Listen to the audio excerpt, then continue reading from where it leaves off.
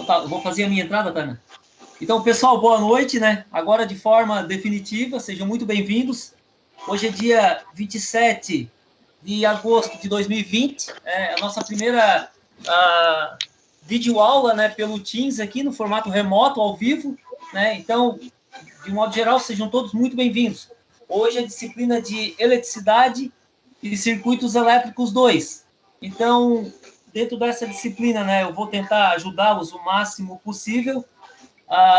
Peço também que vocês deixem o microfone no mudo, né, e só libera quando for para fazer uma pergunta. Aliás, sempre façam uma pergunta. Sempre que vocês tiverem uma dúvida durante a explicação, eu não me importo. Entra no meio da explicação. Professor, repete isso aí porque eu não entendi. Tá valendo, tá? Pode fazer isso.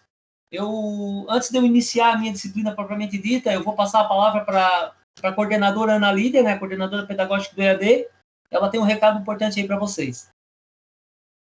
Boa noite, pessoal. Boa noite aos que estão na sala. Nós estamos iniciando com poucos, né, com menos alunos, mas eu quero, de qualquer forma, deixar gravado aqui o meu boa noite, representando o setor, né, o EAD, e dizendo a vocês que não podemos estar dando essas boas-vindas no semestre na reunião do professor Samuel, na disciplina anterior, porque estivemos organizando uma primeira fase que, com certeza, ficamos felizes todos por termos conseguido formar uma turma bem significativa para a segunda fase, para a primeira fase agora esse semestre, e a gente estava assim no auge de todo aquele momento inicial que vocês já passaram, que é dar conta de entender o portal e tudo mais.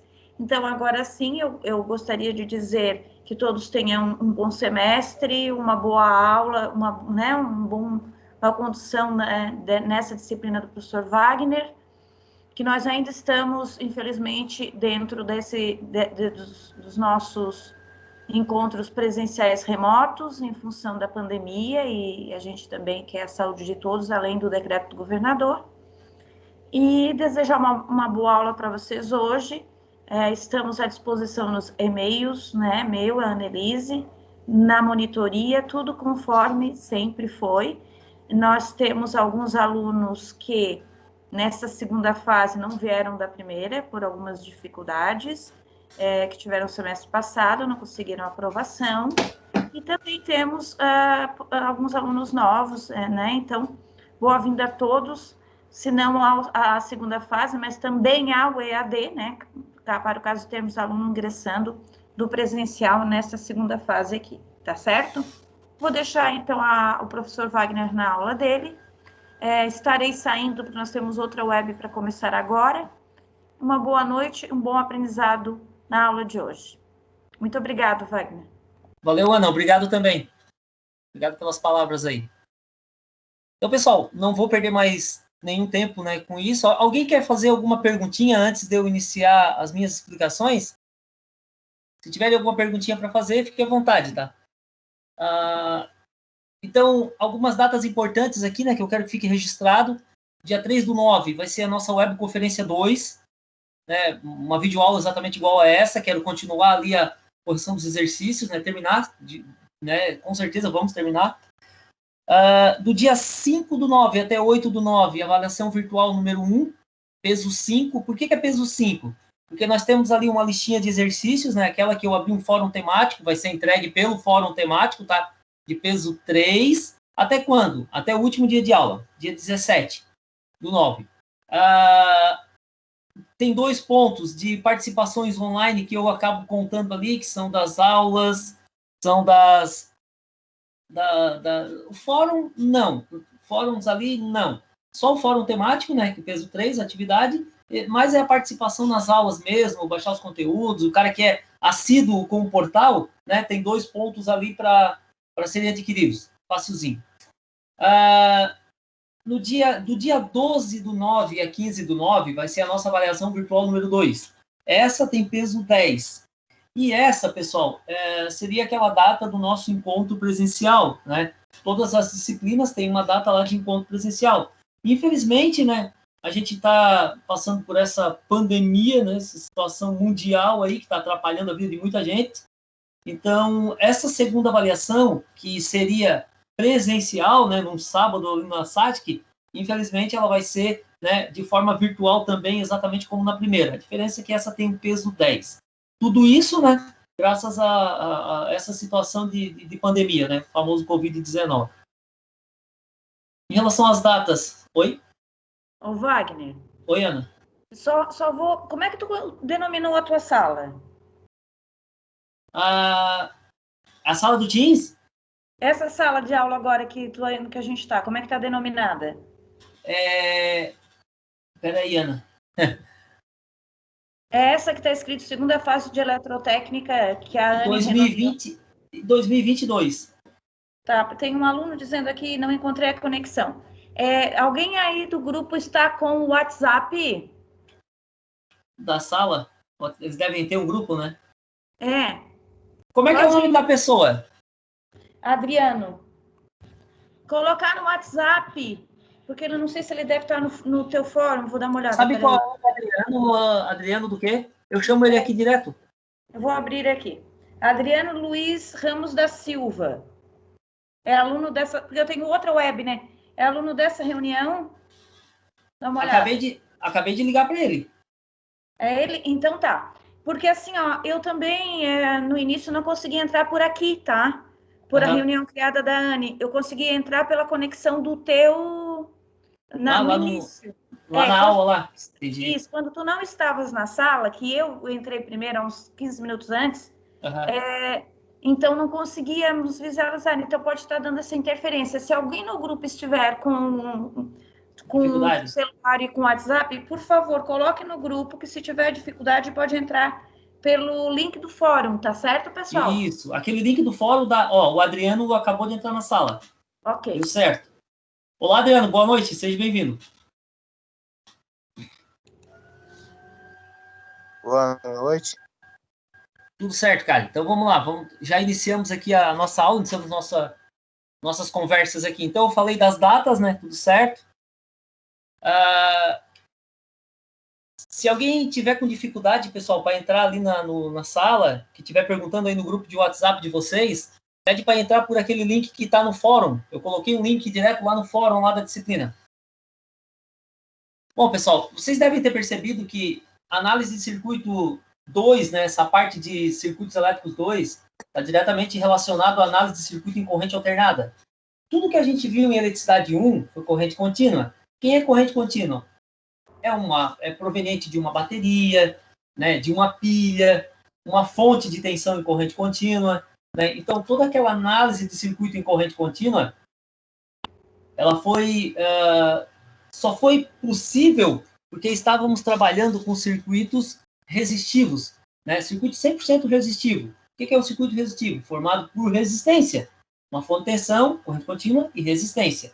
Naquela situação lá de circuito resistivo, lei de Ohm é válido, certo? Em corrente contínua. Agora, em eletricidade 2, né, dá uma guinada total aí, e a moral da história são circuitos em corrente alternada. O que são circuitos em corrente alternada? Tá aí, pessoal. Né? Um circuito em corrente alternada é um circuito no qual é formado, né, basicamente, o sinal da tensão, o sinal da corrente e até da potência, eles são formados por uma onda senoidal. O que significa uma onda senoidal? Uma onda seno, exatamente como nessa daqui que eu estou mostrando para vocês. Ó. Essa onda seno, pessoal, ela tem origem no ponto zero, né? Deixa eu pegar aqui a canetinha. Ela se origina no zero, atinge o seu valor máximo em 90 graus. Então, ó, valor máximo aqui, ó, em 90 graus, bem no meio da onda, né? Cruza de novo o eixo zero. O eixo zero é esse eixo aqui, ó, que corta a onda exatamente ao meio, né? Cruza o eixo zero de novo em 180 graus. Atinge o valor mínimo em 270 graus. Então, aqui é 270 graus. Ou seja, já está no semiciclo negativo da onda. Aqui é o semiciclo positivo. Cruzou o zero aqui, ó, já passou para o semiciclo negativo. Voltando de novo no eixo zero em 360 graus. que nós temos aqui? Uma onda seno completinha, um ciclo completo, do 0 até o 360 graus. Então, isso é um sinal em corrente alternada. A história da corrente alternada não quer dizer que é corrente elétrica. Pode ser um sinal de tensão em corrente alternada, pode ser um sinal de corrente mesmo em corrente alternada. Ou seja, é um sinal onde nós temos uma variação do eixo zero, né, a partir do zero do eixo da horizontal, atingindo o valor máximo em 90, cruzando o eixo zero de novo em 180, mudando o semiciclo do positivo para o negativo, do semiciclo positivo para o semiciclo negativo, após os 180 graus. Então, todos os valores do 180 até o 360 são valores negativos da onda, certo? E continua a onda, né? Continua ali a onda enquanto houver a frequência. Olha só, palavra, frequência. Frequência, pessoal, é a nossa oscilação de rede, né? A frequência, ela pode ser calculada pela quantidade de vezes que esse ciclo aí se repete durante um intervalo de tempo. Qual é o intervalo de tempo que nós usamos aqui? É o segundo. O nosso intervalo de tempo, para denominar a nossa frequência, é de 1 segundo. Então, isso significa que, aqui no Brasil, a frequência de rede, né, ou seja, um ciclo desse aqui, ó, completinho, ó, ele se repete 60 vezes por segundo. Ou seja, a nossa frequência de rede, ela é de 60 Hz. 60 Hz, 60 ciclos desses por segundo. Onde que define isso? Lá na geração. Lá no gerador, lá na Tractebel, agora é Engie, né? Lá na Itaipu, lá o gerador, né? O rotor do gerador, ele está funcionando em 60 Hz, ou seja, 60 ciclos completos em 1 segundo. Essa é a nossa frequência. Em alguns países, essa frequência muda, né? Ela chega, no Paraguai, por exemplo, nosso vizinho aqui, a frequência de rede deles é de 50 Hz. O que muda isso? Em relação à qualidade, ou muito pouco. Algumas máquinas, né, principalmente as máquinas em corrente alternada, a frequência é extremamente importante. Vocês já devem ter visto isso ao longo das nossas aulas aí, né? Daqui a pouco eu chego nesse ponto. Mas a frequência, ela importa sim e muito. Principalmente quando uma corrente alternada dessa, proveniente de uma tensão e uma corrente mesmo, né, elétricas, estão alimentando, como por exemplo, um motor elétrico. O motor elétrico é uma carga indutiva, né? Aí eu digo para vocês, eu estava brincando aqui com o pessoal antes de iniciarmos aqui ao vivo, né? Que entrou uns 3 ali, 4 ali, que a nossa... tudo que a gente viu em eletricidade 1, né? A famosa lei de Ohm, em eletricidade 2, pega aquilo e joga fora, não serve para nada. Lei de Ohm é uma mentirada, cara. Por que a gente estudou aquilo, então? Para entender conceito. Tu não consegue pegar a lei de Ohm, né? O que eu estou querendo dizer é o seguinte. Tu vai fazer o dimensionamento de uma, sei lá, de uma rede elétrica aí, né? Para fazer o dimensionamento da instalação de uma casa, de uma indústria, de uma empresa, né? Para fazer o dimensionamento do cabeamento, da alimentação. Vocês acham que lei de Ohm funciona para aquilo? Não, eu já garanto, não funciona. Por que não funciona? Porque lei de Ohm, ela é ótima para entender conceito. Lei de Ohm, ela só é válida porque estuda circuito puramente resistivo, formado por resistências. Agora, a partir do momento que tu pega no circuito, tu coloca carga real nele, o que seria carga real? Carga indutiva, motores. Aí, lei de Ohm foi para o espaço. Serve para nada. Lei de Ohm não serve para calcular nada em relação a motores, por exemplo. Por que não? Porque, veja bem, o motor é formado por um indutor. Quem é o indutor? O indutor é uma bobina. Uma bobina nada mais é que um pedaço de fio enrolado. Tu pegou um pedaço de fio, condutor, tu enrolou ele, né? Tu criou ali uma bobina, um indutor. Então, no motor elétrico, nós temos ali um trifásico, por exemplo, tem ali três conjuntos dessas bobinas aqui, ó, que são alimentados por 3 fases, né? Qual é o trabalho do indutor? Qual é o trabalho de uma bobina? Produzir campo eletromagnético. Então, quando tu alimenta uma bobina que tem uma corrente elétrica circulando aqui, ó, o que nós temos aqui concentrado? Um campo eletromagnético. Ou seja, acabamos de criar um ímã. Um ímã, né? Ou seja, um ímã não, vou dar a palavra correta. Um eletroímã. Acabamos de criar um eletroímã. que tem as mesmas propriedades de um ímã natural. Né? Qual é a propriedade do ímã? Atrair materiais ferrosos, atrai metal. Então, esse campo magnético produzido por essa bobina, esse fio enrolado, tem a capacidade de atrair metal? Sim.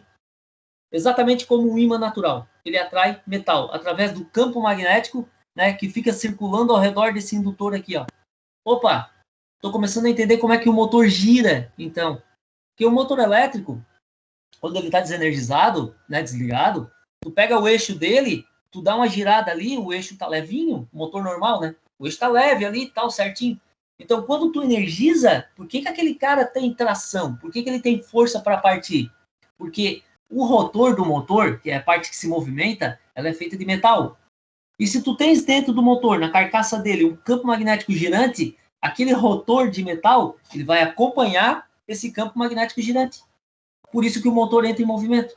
Claro que não é tão simples assim quanto eu falei, mas o princípio é esse, isso eu garanto para vocês. Vocês vão ver depois, quando vocês estudarem máquinas elétricas, que além, né, para fazer esse campo magnético entrar em movimento, são necessários alguns detalhes ali. E a frequência de rede, ela está diretamente relacionada ao movimento do motor elétrico. Só para vocês terem uma ideia, né, se alguém aí é da área, pode me ajudar. Um motor de 4 polos magnéticos, né, ele tem uma rotação nominal de 1.800 RPM. Mas a gente sabe que não dá 1.800, né? Se tu ler lá na plaquinha, 1.750, 1.760, 1.780, o quê? RPM. RPM é rotações por minuto. Então, um motor de 4 polos, que é o motor mais comum que vocês vão ver aí na rua, ele tem 1.750, 1.780, 1.740, né, RPM. Esse motor só tem essa velocidade porque ele está se movimentando em 60 Hz. A tensão de alimentação lá, o 380 volts, por exemplo, 380 volts de alimentação desse motor, ele está tá sendo pulsado, esse 380 volts, em 60 Hz. Então, um motor de 4 polos, alimentado de 380 volts, 60 Hz, tem 1.750 RPM. Agora, se tu pegar esses 60 Hz e tu conseguir variar ele, né? Hoje em dia, vocês sabem que existe o tal do inversor de frequência, né? O inversor de frequência é um equipamento utilizado para partir motor elétrico, certo? Então, para partir motores elétricos de forma não convencional, né? De forma eletrônica, e tem a chave de partida convencional, né? Vocês vão estudar isso aí também no futuro próximo aí no curso. Mas as partidas eletrônicas hoje, elas estão em alta. O que o inversor de frequência faz, essa partida de motor eletrônica? Ele consegue variar esse valor de frequência aqui, ó. Então, significa que eu posso pegar esse 380 e pulsar ele em 120 Hz?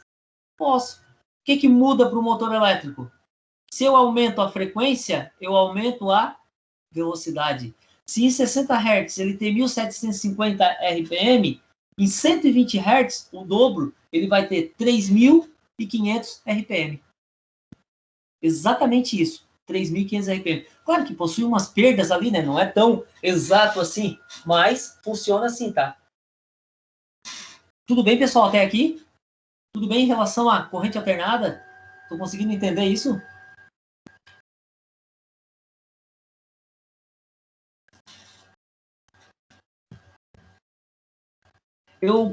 Esqueci de avisar uma coisa, quando eu estou no modo de apresentação, eu não consigo... Opa, deu uma melhoradinha no nosso público.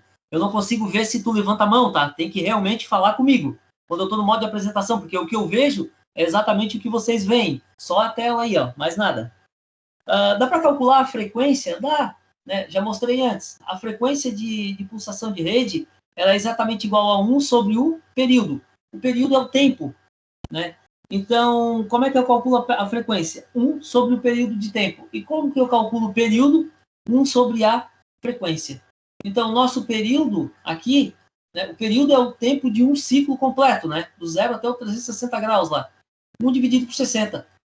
Então, o nosso período vai ser igual 1 dividido por 60. Já pego a calculadora aqui e já calculo para vocês. Só para ter uma ideia de quanto é o período aqui no Brasil, né? 0,016 segundos. Ou seja, um ciclo completo, ó, um ciclo completo é isso aqui, né? do 0 até o 360 graus.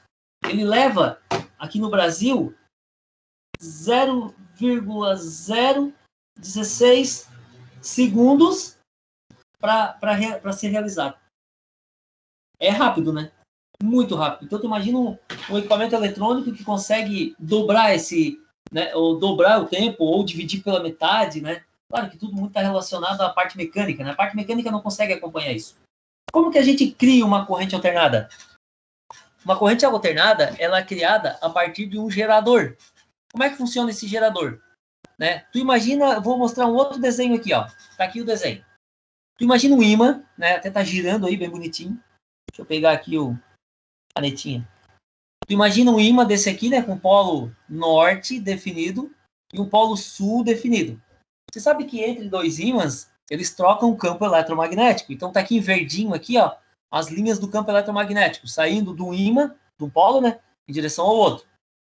Aí, no meio dessa troca de campo eletromagnético, tu coloca um material bom condutor, que é esse em preto aqui, ó. É como se fosse um espeto rotativo, não tem lá dentro da churrasqueira? Muito parecido, né? Aí o espeto tá lá girando e tu coloca um campo eletromagnético no meio daquele espeto girando ali. Um detalhe, esse giro, esse movimento aqui entre o polo norte e o polo sul, vou colocar de novo girando aqui, ó.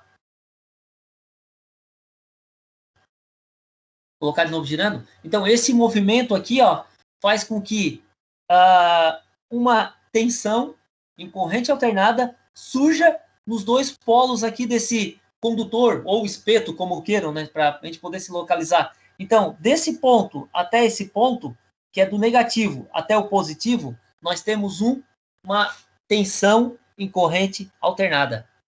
E se esse cara aqui está girando em 60 Hz, então nós temos uma frequência de também 60 Hz. Aí eu digo para vocês, quem é que movimenta esse condutor aqui no meio do campo eletromagnético?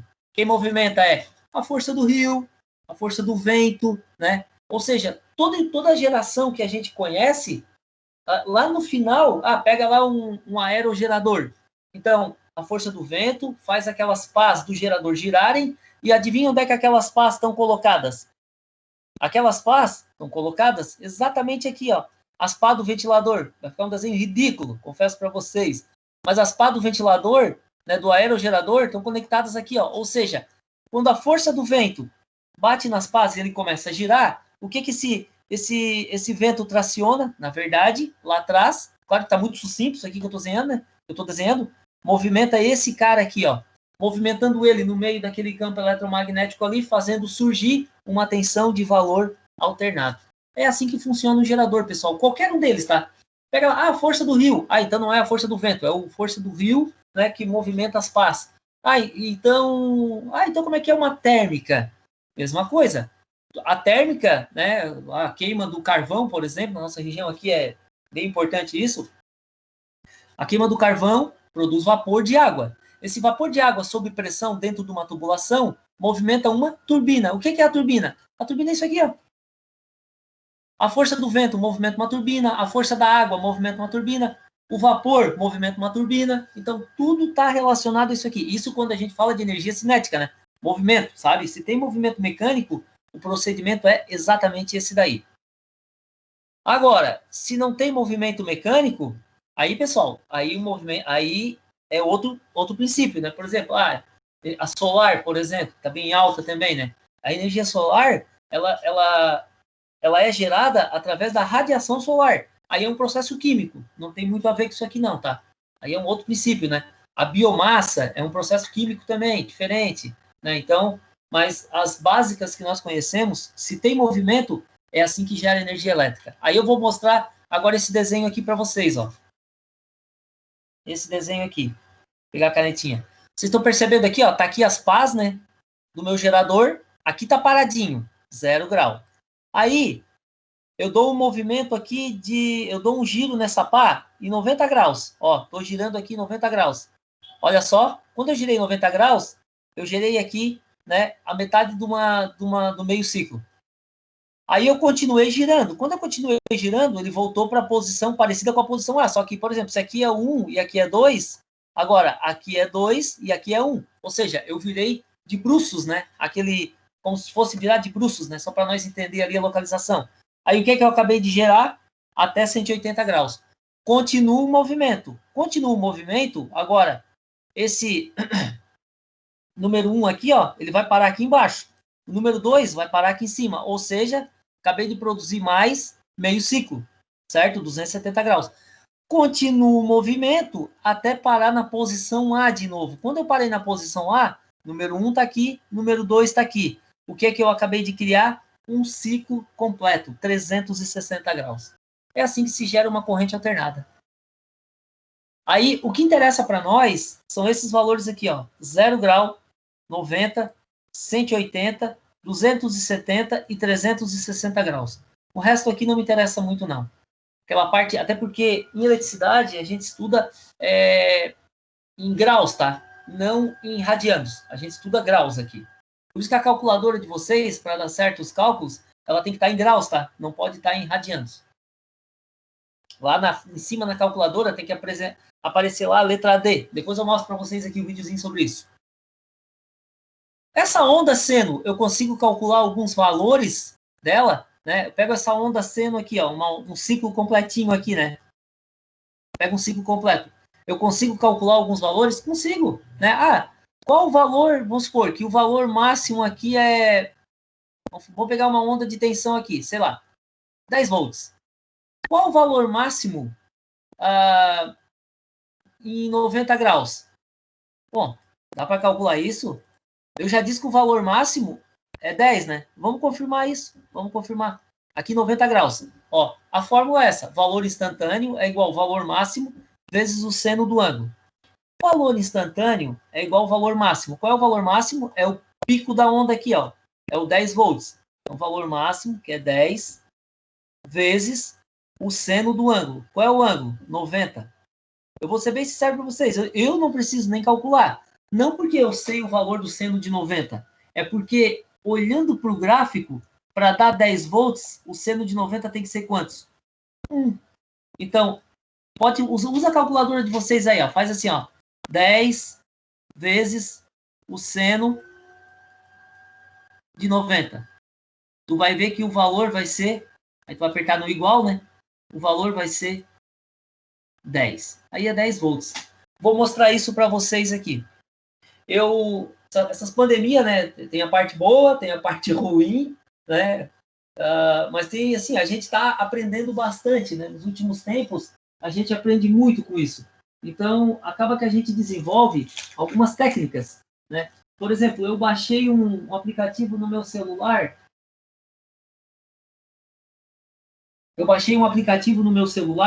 Na qual eu consigo transformar ele numa webcam. Então, vou mostrar aqui para vocês, ó. Vou pegar aqui eu pego aqui uma página da internet, né? E pego esse aqui é o IP da câmera do meu celular.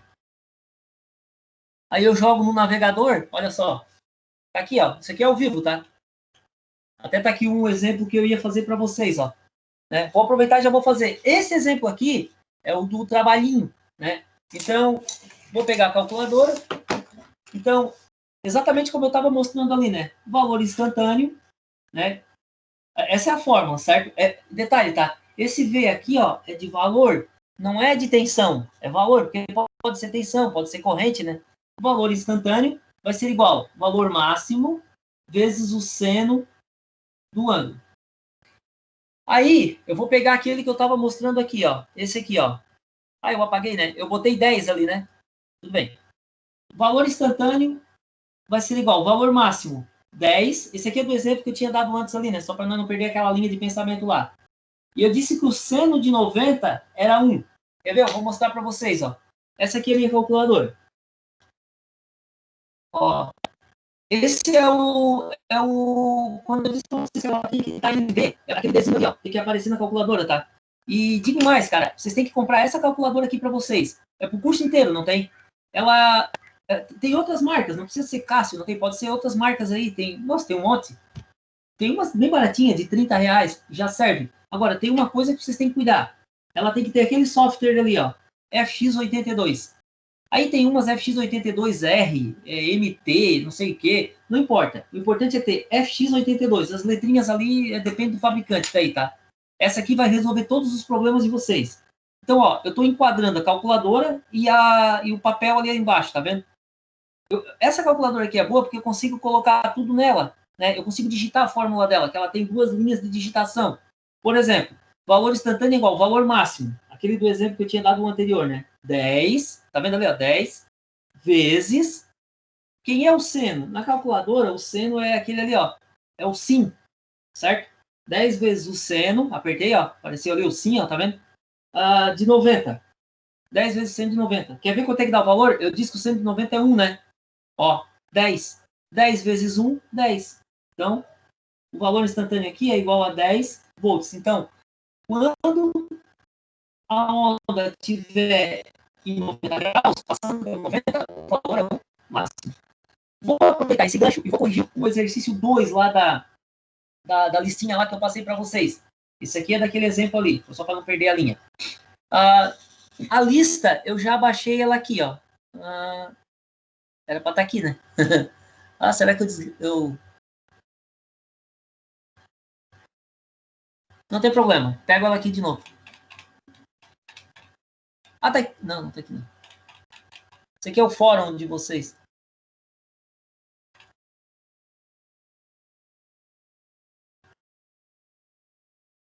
Aquele trabalhinho, né? Então tá aí, ó. Esse aqui é o exercício número 2, tá? Esse é exatamente aquele da folha, ó.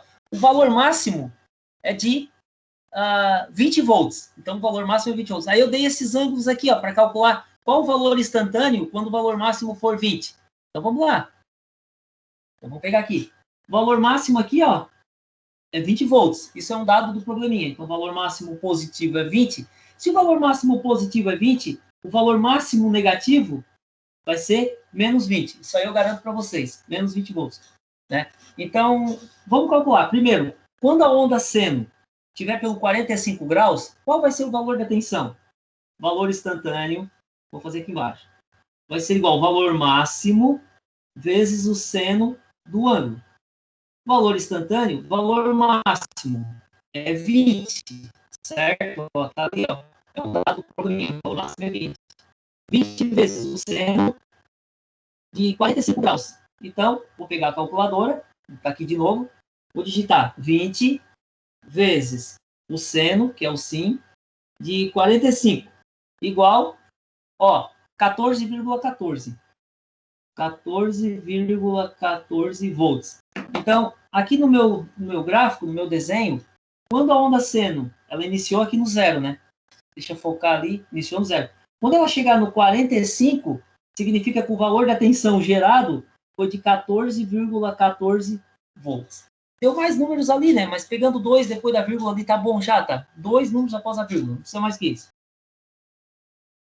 Viram? Se eu pegar fazer a mesma coisa com 90, 191, então 20 vezes 1, vai dar o próprio 20. Agora, qual o valor da tensão quando a onda seno passa pelos 160 graus? Vamos lá? Valor instantâneo vai ser igual ao valor máximo, que é 20, continua o 20, né? Não muda, vezes o seno de 160. Quando eu disse que essa calculadora é legal, ela é legal por causa disso, ó. Eu não preciso apagar ali a fórmula e digitar tudo de novo. Eu posso voltar aqui, ó, tá vendo? Ó, o cursor lá em cima, ó. Ó, tava 45, né? Certo? Agora é 160, então eu vou digitar aqui, 160. Aí vou dar o igual. Olha lá, 6,84. Viu? Ela mudou sozinho, ó. Não precisa estar digitando sempre a fórmula. 6,84. 6,84 volts. Então, quando a onda seno estiver passando, né, estiver descendo já, né, ela foi o valor máximo em 90, quando ela chegou nos 160 graus, o valor da tensão gerado foi de 6,84 volts. É verdade. Sabe qual é o seno de 180? Eu não pedi para calcular, mas eu já digo para vocês. Aqui é 180 graus, né? O seno de 180 é zero. Porque quando cruza o eixo zero, não existe, não tem tensão, não tem corrente, não tem nada. Ou seja, não existe trabalho sendo realizado. Querem ver uma coisa? Vou pegar a calculadora aqui de novo. Ó. Seno, vou apertar no seno, né? Sim. Seno de 180, eu vou apertar no igual, tá? Olha ali, é zero. Seno de 180 é zero. Então, qualquer número vezes zero é zero, né, cara? Então, por isso, aí comprova. Quando a onda seno passar pelo 180, é zero. Olha a tensão da corrente. Ah, professor, então quer dizer que a cada ciclo, né, vamos dar um exemplo prático para isso. A cada ciclo, essa lâmpada que está acesa aí na cabeça de vocês aí, ó, no ambiente que vocês estão aí, essa lâmpada a cada ciclo está acendendo e apagando 3 vezes. Exatamente isso. A cada um ciclo, né, ou seja, ponto zero aqui, ponto zero aqui e ponto zero aqui, a lâmpada está apagando. Claro que se vocês olharem para cima, vocês não vão enxergar isso, porque é muito rápido. Lembra aquele tempo ali? Para dar um ciclo completo, 0,016 segundos. Aí tu pega isso e divide por 3, tu vai saber quantas vezes a lâmpada apaga por ciclo. Então é muito rápido. O nosso olho ele não tem a capacidade de enxergar essa frequência. Mas em alguns equipamentos a gente consegue ver. Por exemplo, se tu está assistindo TV na tua casa e está assistindo um filme lá, e se tu olhar para a tela, de repente está filmando uma tela de uma outra TV ou uma tela de um computador, parece assim que tem uma onda na tela que está lá dentro da TV do computador, lá não tem no monitor, parece que tem uma onda subindo ou descendo. Aquela onda ali nada mais é que a diferença de frequência entre a tua TV e a tela que está sendo filmada lá do outro lado. Isso é normal, tá? Principalmente quando tem muita diferença de tecnologia, né? Tu tem uma tela, um filme antigo, tem uma tela bem antiga lá dentro, e tu tens a tua tela, essas telas novas aí, cara, nós estamos falando de uma frequência acima de 1000, tá? Só para vocês terem uma ideia, são coisas absurdas essas telas de hoje em dia. Aí a tua tela da tua TV, a frequência é muito, mas muito mais rápida que a tela que aquela tela está filmando lá dentro. Aí tu consegue ver essa ondulação, né? Isso é uma diferença de frequências. Outro exemplo de frequência, já pegando a TV, né, como exemplo, o controle remoto. Sabe quando o controle remoto de uma TV ele tem uma média de 30 botões? Eu até tenho um aqui, ó. Esse controle remoto aqui, ó, de uma TV aqui do quarto aqui do meu filho, inclusive. Ele tem uma média de 30 botões. Quando tu aperta num botão, né, vou apertar no número 1 aqui. O que acontece aqui na tela aqui, ó? Se vocês olhar, ó, detalhe, tá? Isso só dá de ver na tela do celular. Vocês estão vendo ali? Olha ali. Cara, sabe por quê? Isso é massa. Sabe por que que tu conseguiu ver? Agora tu pega, tira do celular e bota na tua cara para te ver se tu enxerga. Tu não enxerga mais. Por quê? O teu olho tem uma velocidade de uma capacidade para enxergar a luz visível muito, mas muito menor que a câmera do celular. Sabia? Por isso que quando eu vou, olha só, eu vou apertar aqui de novo, ó. Olha ali, ó. Ó, tá vendo? Ó, essa é a frequência de oscilação do número que eu apertei aqui, ó. Apertei no número 3 agora. Aí quando eu aperto no número 1, é uma frequência. Quando eu aperto no número 2, é outra frequência. Aí a tua TV, né, esse é o controle. A tua TV, ela tem um equipamento que reconhece essa frequência e transforma ela numa função. Por exemplo, quando tu aperta o número 1, a TV entende que aquela frequência é o número 1. Quando tu aperta lá para trocar o canal, é outra frequência. E a tua TV reconhece, essa frequência é para trocar o canal. Isso está na programação dela. E assim funciona. O remoto de portão, de alarme, né? É assim. Por que o controle de uma TV não funciona na outra? Né? Normalmente, claro. Porque as frequências são diferentes, cada fabricante faz o seu. Né? Tu pega um controle de uma TV de uma marca e ele não funciona numa TV de outra marca. Por quê? Porque as frequências são diferentes. Aí o receptor da TV, ele não consegue entender aquilo que tu está mostrando para ele. Por quê? Porque não está na programação dele. A não ser que por uma cargada surreal tu consiga encontrar uma frequência que está programada na TV. Aí tu consegue fazer alguma ação nela. Senão, não, tá? Tudo bem, pessoal. Vocês não querem perguntar nada? Tudo certo? Se tiver alguma pergunta, pode fazer, tá? Não tem problema. Vou fazer só mais uma aqui para não perder muito tempo, tá? São todas iguais, né? Eu vou fazer uma negativa agora. Vamos pegar aqui uma 330 graus aqui. Então, tinha uma lá que era para... Qual é o valor da tensão em 330 graus? Olha só, o 330 graus, ele está no semiciclo negativo, né? Será que o valor vai dar negativo? Vamos ver. O valor instantâneo é igual ao valor máximo 20 vezes o seno humano. Seno 330 graus. Vamos ver como é que funciona isso. Ó, vou pegar a calculadora. 20 vezes o seno de 330 graus. Tá vendo ali, ó? Olha quanto é que vai dar, ó. Vou aproximar bem. Vou dar igual. Menos 10. Viu que deu negativo? Claro. O 330 está no semiciclo negativo. Então, ó, em 330 deu aqui menos 10 volts. Ó, em 330, menos 10 volts. Por quê? Porque está no semiciclo negativo da onda.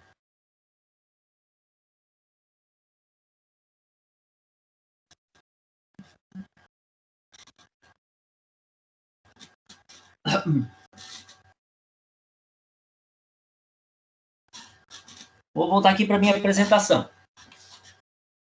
Então, aqui, claro que ao longo de uma onda senoidal, tem um número gigantesco de valores ali que tu pode pegar, né?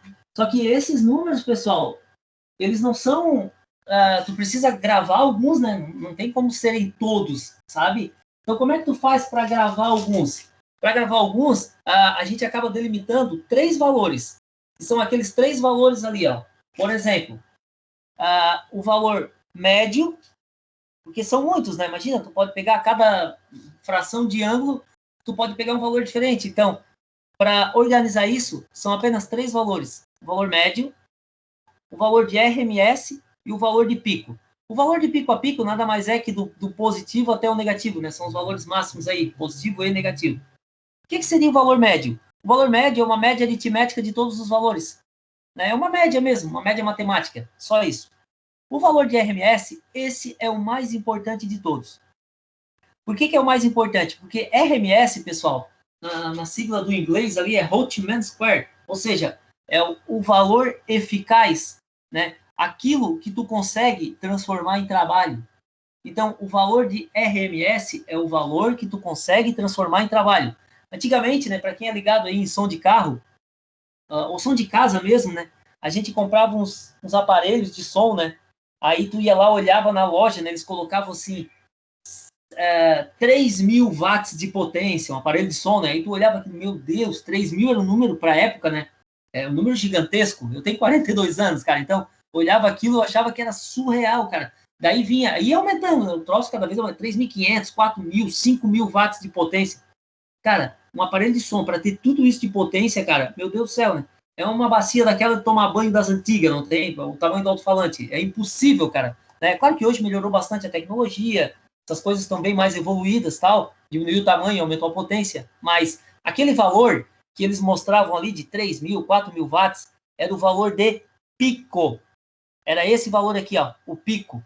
E esse valor de pico, tu não conseguia transformar em som com qualidade, né? O que eles mostram lá era isso aqui, ó, o valor de pico da onda. Aí o que acontece? Se tu fosse botar aquela potência toda, o som saía com aquela qualidade ruim, sabe? Aquela coisa toda rachada. Por quê? Porque ele estava em pico. E em pico, ele não consegue transformar em trabalho 100%. Qual é o trabalho? O trabalho é o som, né? O volume lá do som, né? Mas volume com qualidade. Tu só consegue ter qualidade do valor de RMS para baixo no som. E quem é o valor de RMS? É esse aqui, ó. Ou seja, numa onda senoidal, tu só consegue transformar em trabalho esse valor aqui, ó. Tanto do semiciclo positivo, certo? Isso aqui tu transforma em trabalho útil, né? Que eu tô dizendo. E do semiciclo negativo também, mais ou menos aqui assim, né? Para dar o RMS. Então, isso aqui tu consegue transformar em trabalho. Aquilo lá também. Agora, o valor eficaz, o valor de pico, o amarelinho é eficaz, tá? Esse valor aqui, ó, tu não consegue transformar em trabalho, né? Ele pode-se dizer que é uma potência ruim para ser transformado em trabalho. Ele é só pico. Então, tu consegue transformar em trabalho, né? Som, por exemplo, né? O exemplo mais prático que eu tenho disso é a parte de RMS. RMS é valor eficaz. Onde que tu encontra isso na tua casa? Se tu pegar um aparelhinho multiteste e medir a tensão na tomada da tua casa, a tensão da tomada ali vai dar algo próximo, que bem claro, hein? Próximo de 220 volts. Não quer dizer que vai dar 220 na tampa, tá? Essa história de 220 aí, isso aí varia bastante. Hoje eu posso dizer para vocês, cara, vocês não são mais leigos, né? 220 é só na teoria, na prática o valor é diferente. Pode ser bem diferente, inclusive. Então, aquele valor que tu mediu na tua tomadinha ali de 215, 219, 222, 225 volts, aquele é o valor RMS. Tudo que um aparelhinho mede é o RMS. Então significa que a tensão de pico na minha tomada é maior que 220? Muito maior. Muito maior que 220. Só para vocês terem uma ideia, o valor de RMS ele fica na faixa de 70% do valor de pico. É o que está escrito aqui, ó. O RMS fica na faixa de 70% do valor de pico. Isso é o que tu consegue transformar em trabalho. Então se eu pegar o 220 lá da minha casa e multiplicar, dividir, né, pelo 0,70 ali, significa que eu posso chegar numa tensão de 310, 314 volts. Sim, a tensão da tua tomada pode passar um pouquinho de 300 volts. Só que é um pico, né? Não é algo que fica lá, né? Entenderam isso, né? É só o pico. O que transforma em trabalho, que tu pode usar, é o RMS, que é o 220 ou algo muito parecido com 220 volts.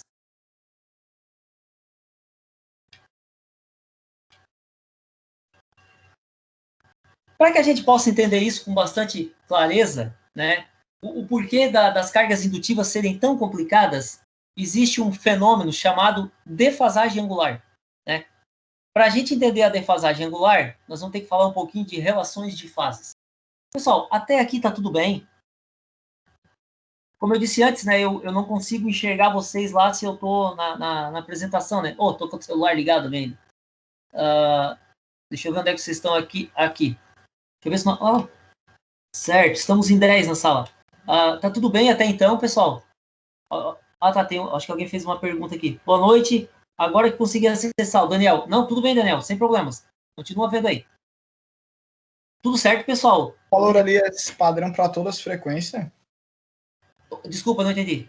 O valor ali de PMS e valor de pico ali, padrão para todos? Aquela história dos 70%? Não, isso do valores ali pré-definido ali, o 0.707 e o... Isso é válido em circuitos alimentados por corrente alternada, tá?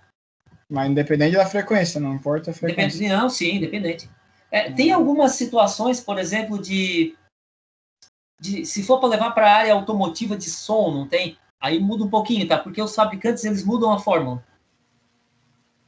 Ok. Isso. Energia elétrica, perfeito, né? Aquilo ali é válido. São números tabelados, tá, o Robson? Sim, beleza. Tá, vamos lá, então. Pessoal, o que seria a tal da defasagem angular, né, cara? Tu pega duas formas de onda aqui. Eu vou pegar duas ondas seno. Vou pegar a onda da tensão e da corrente. Vamos supor que isso aqui são tensão e corrente em, sei lá, 220 volts, sinal de tensão e de corrente, a tensão 220 volts, a corrente, sei lá, vamos botar aqui 1 ampere. E eles estão alimentando aqui, ó, essa tensão e essa corrente, elas estão alimentando um motor elétrico aqui do outro lado. Estão alimentando um motor. O que acontece quando tu alimenta um motor elétrico? Um motor elétrico é uma carga indutiva. Carga indutiva é uma carga não linear, não é resistência. Só para vocês terem uma ideia, a resistência ela é 100% eficiente. Já falei várias vezes isso. O motor não. Cargas indutivas, de um modo geral, elas não são 100% eficientes. Elas possuem perdas. Né? E por que a carga indutiva, os motores, eles possuem perdas? Só para vocês terem uma ideia, se tu pegar um motor aí, para quem é da área, que de repente interage com motores, né? Se nunca prestou atenção nisso, vai lá e dá uma olhada no fator de potência do motor. O fator de potência é o fator de aproveitamento dele, né? Aquilo que ele consegue transformar em trabalho útil. Tu vai ver que esses motores novos, tá? Motor de indução, né? Esse normalzinho ali, carcaça de ferro fundido. Os de alto rendimento são motores que ficam na faixa de 80%, 85%, 87%. Tu não acha um motor desse normal, né? Um rendimento lá, fator de potência de 90%. Por que não? Mas é porque motor antigo, motor zerado é 100%. Não. Motor zerado, nunca foi utilizado. Ele sai de fábrica com um rendimento menor que 100%. Algo em torno de 80, 80 e poucos ali. Por quê? Porque eles são cargas indutivas. E essa indução, né, essa carga indutiva, ela produz uma reação na tensão e na corrente que alimentam esse motor. Que tipo de reação é essa? A carga indutiva, pessoal, ela dá um atraso na corrente. Escutaram o que eu falei? Cargas indutivas, elas dão um atraso na corrente. Por exemplo, vamos pegar essas duas formas de onda aqui, ó. Vamos dizer que essa azul aqui é corrente elétrica e essa vermelha é tensão. Se nós continuarmos aqui a onda da tensão, ó, ela está aqui atrás, né? Olha só, está aqui atrás, ó, tá vendo? Ó.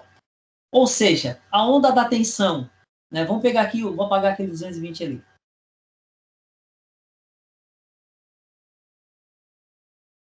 A onda da tensão, ela começou lá na geração, tá? Estou alimentando, não esqueça, estou alimentando um motor elétrico, hein? Isso só acontece quando tu alimenta motores, que é carga indutiva. Tu pega aqui, quando tu alimenta o motor, a onda da tensão, né? Ela foi, passou 90 graus, ó, tá vendo aqui, ó? Cortou exatamente no 90. Quando a onda da tensão estava em 90 graus, lá no motor, a onda da corrente chegou. Ou seja, quando tu alimenta o motor, primeiro tu tem tensão no motor, para depois tu ter corrente. Isso é o que diferencia, isso é importante, tá? Isso é o que diferencia um motor de uma resistência. As cargas, de um modo geral, no mundo inteiro, elas são indutivas. Me diz uma carga 100% resistiva aí. Me diz uma empresa que é resistiva. Nem uma residência não é, quanto mais uma empresa. Se vocês pararem a pensar na casa de vocês, tem motores, tem lâmpada de vapor, que são fluorescentes, tem circuitos eletrônicos que causam alguma defasagem também entre tensão e corrente. Então, se a tua casa não é 100% resistiva, a tensão e a corrente, elas chegam na tua casa em momentos diferentes. É isso que acontece. Primeiro, numa carga indutiva, chega a tensão, para depois chegar a corrente. Ou seja, a tensão está adiantada em relação à corrente no motor elétrico.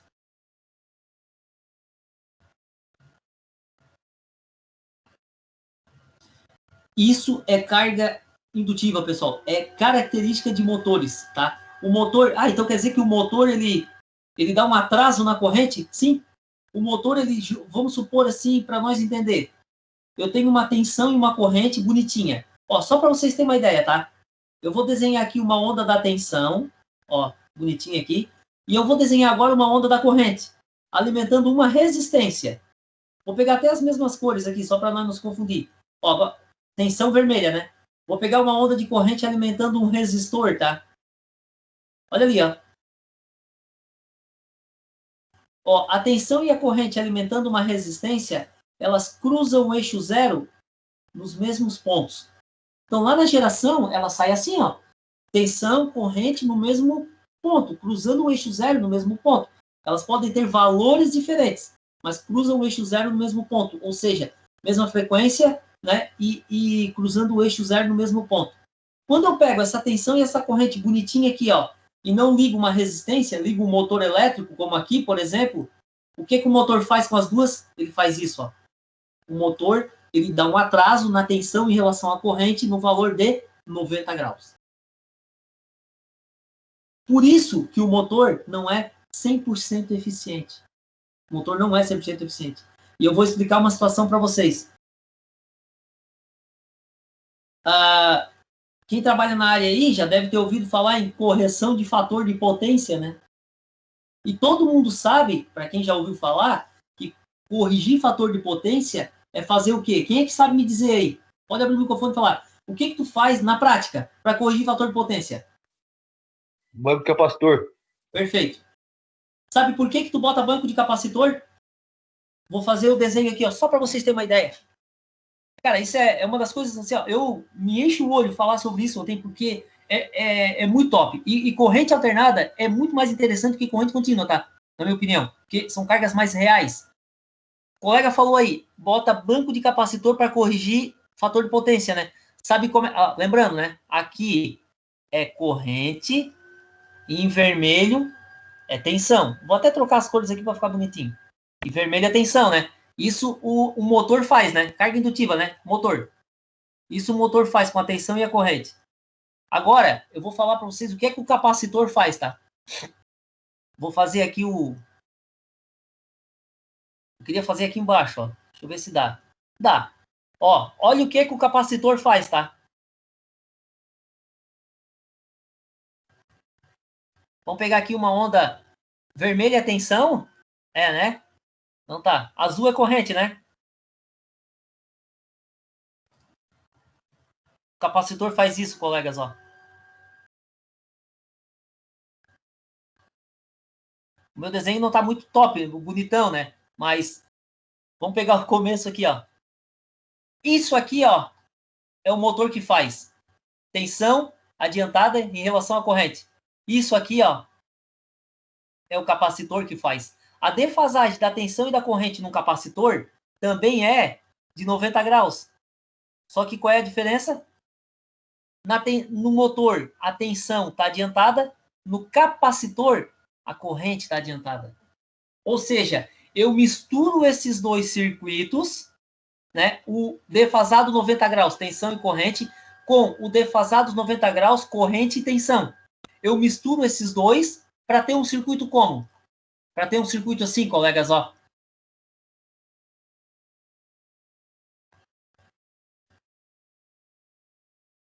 Eu misturo os dois para quê? Para ter um circuito assim, ó. O que acontece? Vamos botar valores.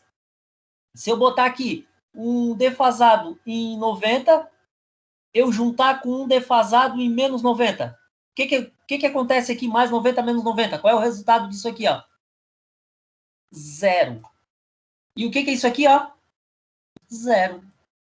Zero grau de defasagem. Ou seja, quando tu bota capacitor na rede, tu engana o circuito. O motor produz uma defasagem entre tensão e corrente. O capacitor produz uma defasagem entre corrente e tensão, contrária.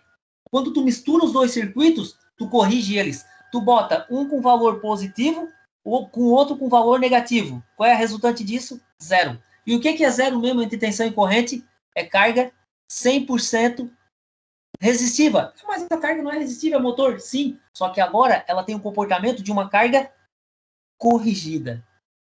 Aí eu digo para vocês, tá, professor, eu consigo corrigir para dar zero, né? Para mim conseguir fazer um circuito ficar 100% eficiente? Não. Mas tu consegue chegar a 99. Na prática, tu não, no papel aqui, né, quando a gente calcular, vai dar 100% de correção. Mas na prática não dá, tá? Na prática dá 99. 99% de correção, sabe por quê? 1% fica em flutuação. 1% fica 99 corrigido, 1% fica em flutuação, né? Aí fica picando entre 99 e 100, 99 e 100, 99 e 100. Mais ou menos assim. Vamos a outro detalhe agora. A ANEEL, Agência Nacional de Energia Elétrica, ela pede que as empresas façam uma correção de fator de potência. Você já deve ter ouvido isso também. Então, existe uma norma para isso. Quantos por cento, né, que a minha empresa tem que corrigir de fator de potência? Hoje, o valor mínimo para não pagar multa é de 92%. A empresa tem que corrigir 92% dessa defasagem aqui, ó, entre tensão e corrente. Né? Pode chegar a 99, mas o mínimo é 92. Se ficar abaixo de 92, as empresas têm que pagar multa. E essa multa é caprichada, tá, colegas? Não é uma multa pequena, não. Uma multinha bem caprichada mesmo. Tudo bem em relação a isso?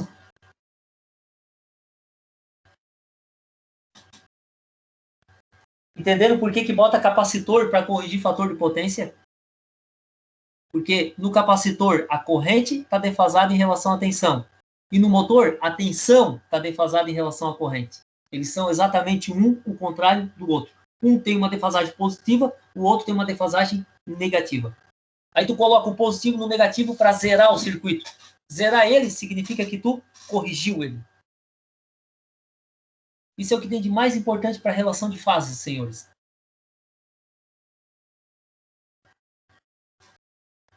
Tudo bem?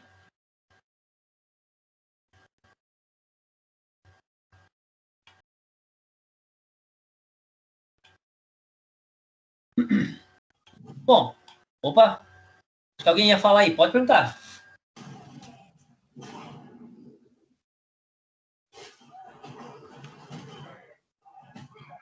Não? Está dando uma luta aí. Tudo bem. O que são fasores, né? Fasores é tu pegar uma tensão e uma corrente, né? Vou desenhar aqui de novo, ó, e fazer uma representação por vetor, né? Até para poder facilitar, né? Para a gente poder entender. Vamos pegar aqui, ó, tem uma onda, duas ondas, né? Defasadas aqui em 90 graus uma da outra. Vamos pegar o mesmo 90 ali. Ó, tô vendo aqui, ó. Daqui até aqui tem 90 graus de defasagem. 90. Vamos chamar de onda A e onda B. Onda A e onda B. Pronto. Como é que eu faço uma representação vetorial delas, né? Vetor o que é um vetor? O vetor é uma flechinha, tá? Isso aqui é um vetor, ó. Então, eu tenho aqui dois vetores. Os dois vetores, eles vão estar defasados em 90 graus. É o que nós temos aqui, uma defasagem de 90 graus. Aí tu pega ali... O vetor que tu coloca na horizontal, esse aqui, por exemplo, né? Eu peguei o vetor A e coloquei na horizontal. Ele é a minha referência. Então, eu vou olhar aqui para a onda A. A onda A, ela está adiantada ou atrasada em relação a B? Opa, desculpa, eu desenhei errado aqui. Para mim pegar esse exemplo aqui, eu fiz diferente. Peraí que eu vou mudar aqui um negócio. Vou mudar aqui. Porque senão eu não posso pegar aquele exemplo ali que está ali do ladinho já pronto. Essa é A e essa é B. Agora sim. Se eu olhar para a onda A, né? Coloquei ela na horizontal. Começou a onda A. Foi. Quando a onda A chegou no valor máximo dela, 90 graus, partiu a onda B. Né? Startou a onda B. O que significa isso? Que a onda A ela está adiantada ou atrasada em relação a B? Lembrando que isso aqui continua, né? Certo? Olha só. Quem é que começou primeiro? Foi A ou foi B?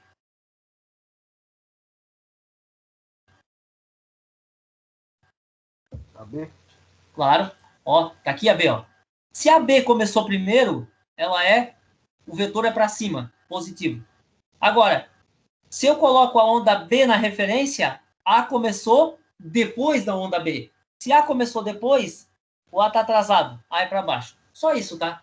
Bota uma na horizontal e olha para as duas. Aquela que começou primeiro, vai para cima. Aquela que começou depois, vai para baixo. Só isso, mais nada. É só uma representação. Então, aqui eu tenho, né, duas formas de onda. Aqui está falando tudo que eu falei até agora em relação à defasagem, né? Essa lâmina aqui vai nos ajudar a entender. Vou dar uma aceleradinha, porque eu quero, ó, falar do circuito. Esse circuito aí, ó, ele é um circuito puramente resistivo, tá? É resistência. Vocês podem olhar aqui, ó, certo? Quando eu tenho um circuito, mesmo em corrente alternada, esse aqui é o símbolo da corrente alternada. Quando eu tenho circuito de corrente alternada alimentado por uma tensão e uma corrente, eu tenho uma tensão aqui em cima desse resistor e eu tenho uma corrente passando aqui por dentro dele. Mesmo em corrente alternada, olha aqui, ó, é resistivo puro, né? Tensão e corrente cruzam o eixo zero nos mesmos pontos. O que acontece aqui no diagrama de fasores? Ó, tensão e corrente não estão defasadas, estão uma atrás da outra. Não tem uma para cima nem uma para baixo, elas estão uma atrás da outra. Por quê? Porque não tem defasagem angular entre elas, é zero. Agora, circuito indutivo. Esses sim são os mais legais para entender. Sabe por quê? Olha só.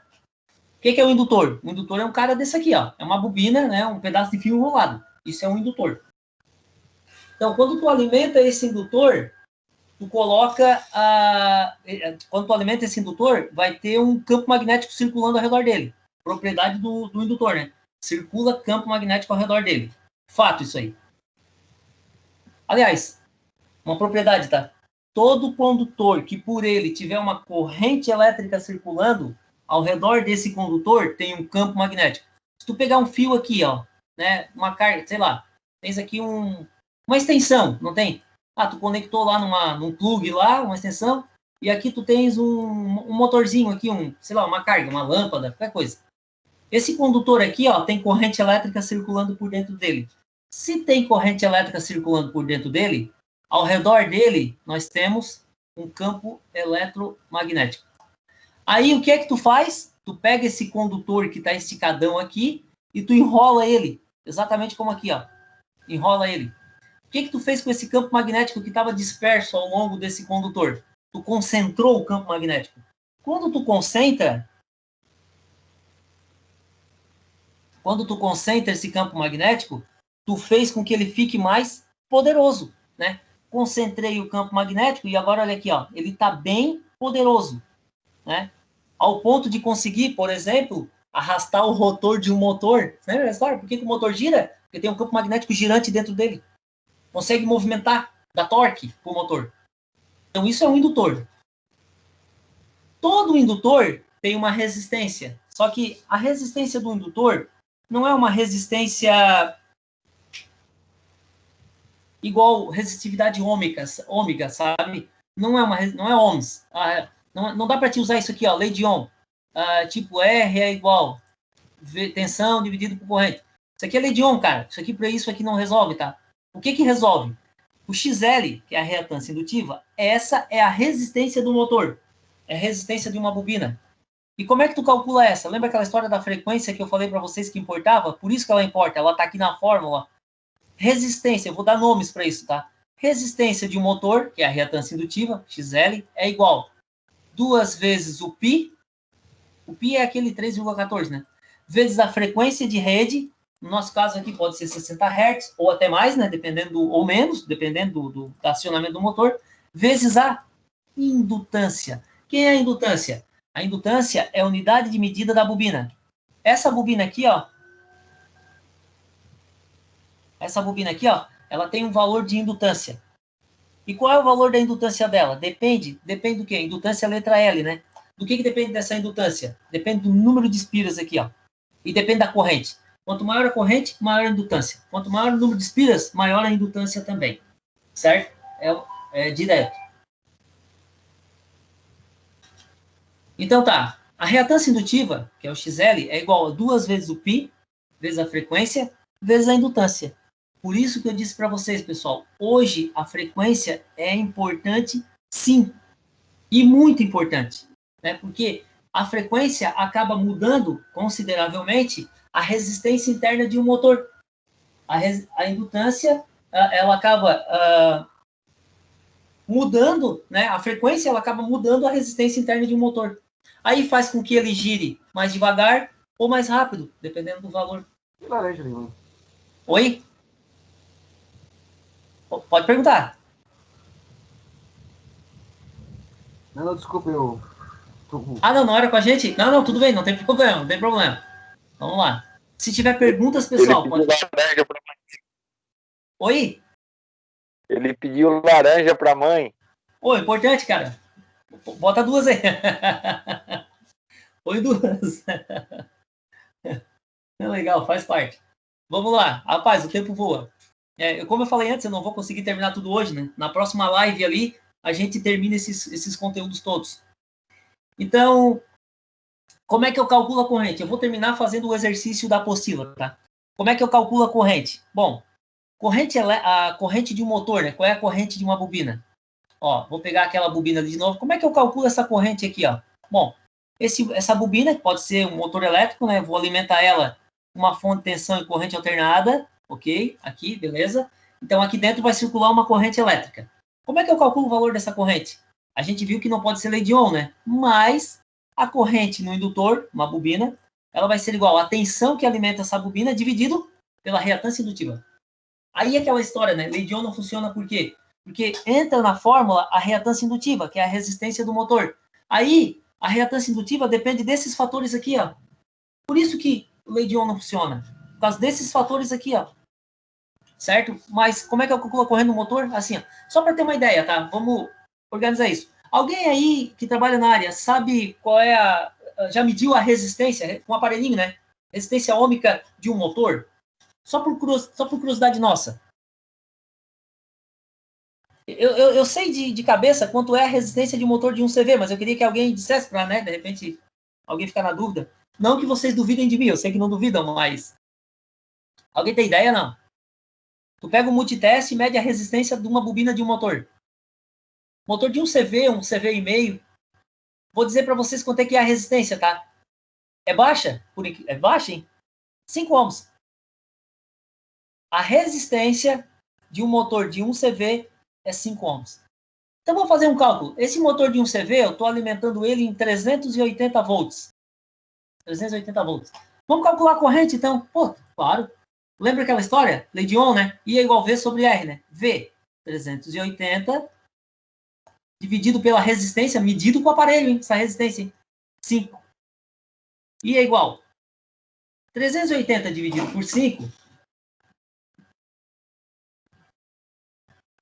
dá 76 amperes. Aí eu digo para vocês, alguém tem ideia qual é a corrente nominal de um motor de 1 CV?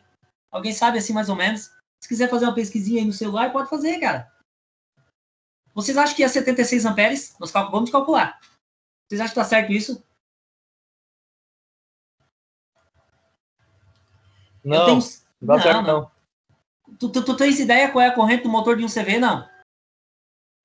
Na plaquinha do motor? Sabe quanto é que é, pessoal? Com o motor de um CV, eu já digo aqui, em 380 volts, tá? Olha bem, em 380 volts a corrente é 1, eu vou arredondar, 1,5 ampere. Dá até um pouco menos. Estou arredondando, 1,5 ampere. Ah, para, professor. Nós não medimos a resistência da bobina, deu 5 ohms. Isso aqui é valores reais, tá, pessoal? Não é chutado, valor real. Em 380 volts, deu 76 amperes calculado. Como que a corrente lá na plaquinha está dizendo que o motor tem 1,5 ampere? Pessoal, isso aqui, ó, é lei de Ohm. E lei de Ohm e circuito real não funciona. Não funciona, simples assim. Então, como é que eu calculo a corrente no motor? Aqui, ó, por essa fórmula aqui, ó. A tensão é 380, isso é fato. Então, tu pega a corrente do motor vai ser igual a 380 volts, dividido. Tu usa a resistência do motor? Não. O que tu usa? A reatância indutiva. Como é que eu calculo essa reatância indutiva? Com essa fórmula aqui, ó. 2 vezes o π, vezes a frequência, vezes a indutância. Aí sim, tu consegue calcular a resistência de um motor, a corrente de um motor elétrico. Aí eu garanto que tu consegue. Mas por esse fórmula aqui, ó, não dá, não rola. Professor, pode falar. Se eu tiver só a tensão, se tu tiver cortou a ligação. Se eu tiver a corrente e tiver a indutância, como é que eu faço para calcular a tensão? Vamos lá, vamos botar isso aqui no papel aqui. Peraí.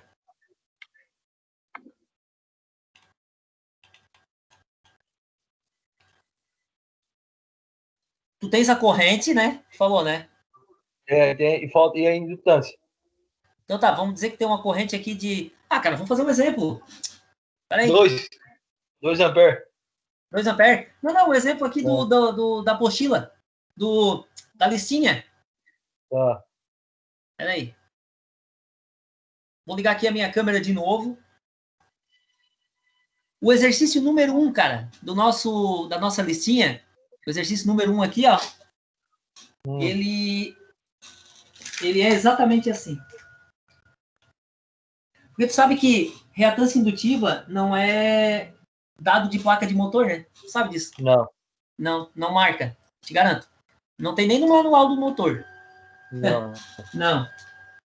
Isso só dá para calcular mesmo, não tem como. Só dá para calcular. Não é um dado do motor, né? O fabricante não libera isso para nós. Ó, o que eu tenho aqui, ó? Eu quero descobrir a tensão, tá vendo? Eu tenho aqui uma indutância de 190 milihenries, tá? Ah, detalhe, a unidade da indutância é o Henry, tá? Então, eu tenho uma indutância de 190 milihenry e eu tenho uma corrente de 2,2 amperes. Certo? Então, vamos lá. Certo. Primeiro, eu disse para vocês que para mim calcular a tensão, ó, a tensão total do circuito, né? Que é a minha tensão, a minha VCA, a tensão de alimentação desse circuito aqui. Isso aqui como se fosse um motor elétrico e essa corrente do motor. É exatamente a tua pergunta, né? Isso. Isso, então tá, vamos lá. Ó, tensão total vai ser igual a reatância indutiva do motor vezes a corrente do motor. Certo? Essa é a tensão total. A corrente do motor nós temos 2,2 amperes. O que a gente não tem é a reatância indutiva dele, mas dá para calcular. Ó, vou calcular a reatância indutiva aqui, do ladinho aqui. XL, reatância indutiva, é igual 2 vezes o π, vezes a frequência da rede, vezes a indutância. Nesse exemplo aqui, eu não dei a frequência da rede. Quando o cara não dá, tu usa nominal, tá? Isso é proposital, tá? Sempre usa nominal. Qual é a nossa nominal de rede? 60 Hz. Então, reatância indutiva é igual a 2 vezes o π, vezes 60, vezes a indutância. A indutância tá ali, ó, 190 mili. Mili é 10 na menos 3, né? Então, 190 vezes 10 na menos 3. Como é que eu faço isso na calculadora? Agora eu vou mostrar para vocês. Ó, vou tentar enquadrar as duas aqui. Ó.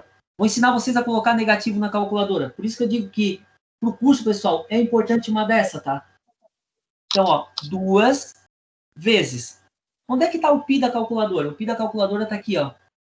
Tá vendo aqui, ó? Em cima do EXP ali está o π, ó. Amarelinho ali, tá vendo? Tu pode botar 3,14 ou usa o π da calculadora. Como é que eu consigo pegar aquele cara ali? Tu tem que ativar a segunda função da calculadora. Aqui, ó. Ó, shift aqui, ó, tá vendo? Isso aqui é a segunda função. Vai aparecer um Szinho aqui em cima. Em cima do 2 ali vai aparecer um S. Quando aparece aquele S, significa que a segunda função está ativada.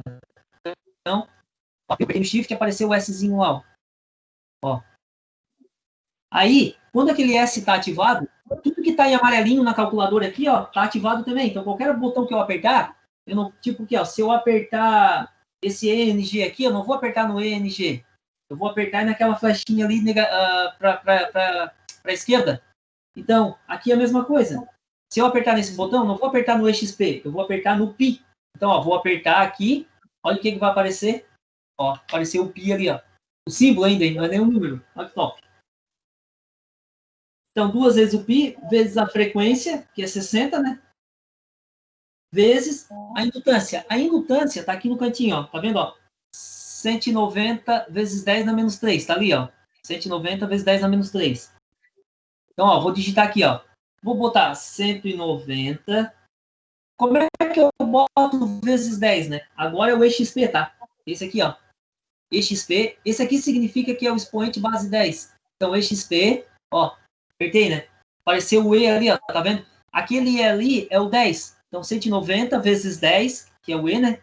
Aí tu é negativo, né? Menos 6, né? Isso, menos 6. Então, ó.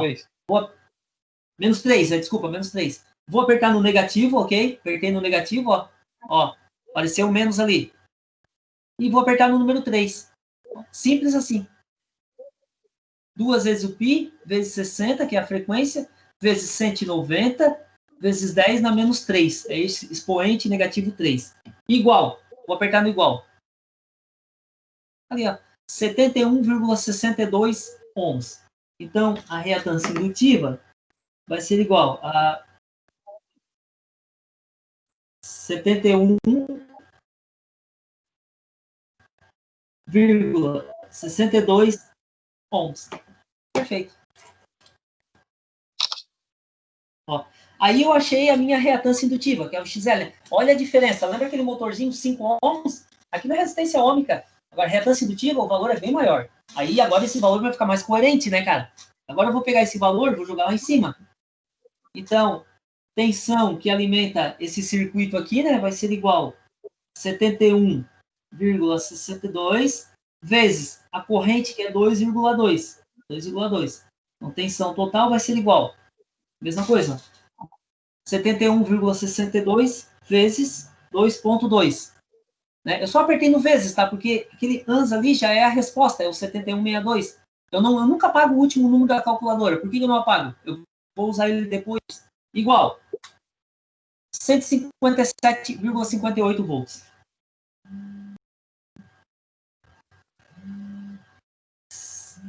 57,58 volts. Então, essa é a tensão de alimentação do circuito. Tá aí, ó. Viram, pessoal? 157,58 volts. É a tensão que alimenta o circuito aqui, ó. Essa é a questão 1 e 2 daquela listinha de exercício, tá? Já está registrado. Se alguém quiser fazer um print, eu acredito que vocês têm um grupo de WhatsApp, né? Se quiser fazer um print e colocar no grupo de WhatsApp, tá valendo, tá? Ajuda? Beleza, obrigado pela explicação. Imagina. Bom, pessoal, estamos estourando aí o nosso horário. Confesso que passou rápido, né? 1h30 já. O que eu vou fazer? Eu sei que são muitas informações, né? Peraí que eu vou desligar aqui Vou desligar a câmera aqui. Ó, a nossa listinha ela tem mais 3, 4, 5, 6, 7. Né? Tem até o 7. Vou fazer todos eles. Quando que eu vou fazer? Na próxima live nossa. Né? Então peço que todos participem. Eu esperava ter um público maior. Estamos em 11 só. Achava que pelo horário, assim, né? Quinta-feira, achei que ia ter mais gente. Pandemia. Essa pandemia, sinceramente. Tá quebrando nós. Então tá, eu vou parar aqui a gravação, aí a gente fica conversando mais um pouquinho, não tem problema. Vou parar a gravação para poder gerar